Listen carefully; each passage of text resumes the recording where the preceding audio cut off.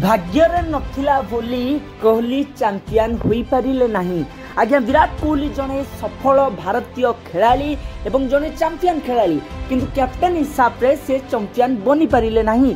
किंतु 2017 मसीहार champion trophy रे एमिते गोटे घटना घटी जाइथिला। जदि आपण मैच को देखि नांती ताले आपण मिस करि जाइछंती।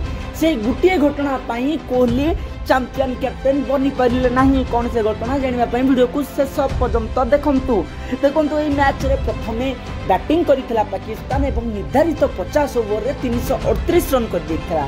याकु पिछा करी भारतर बैटिंग कोलाप्स होइतला एवं भारत 158 रन ऑल आउट हो गइतला। कथा आज्ञा हमें समस्त जानिचे।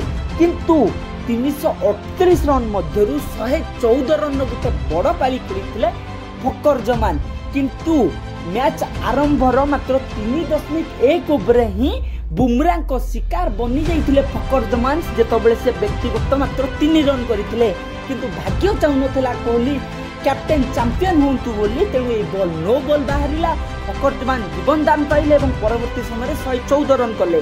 तापर जेतबेले भारत ऊपर अधिकार रन प्रेशर आसिला सेतबेले मोहम्मद अमीर पेस बोलिंग झड़े भारतर गोटे पर गोटे विकेट पतन घटिला एवं भारत मात्र 158 रन कला। ताहा भी हार्दिक पांड्या को गोटे बड़ पाली द्वारा। वीडियो केमिति लागला कमेंट करना।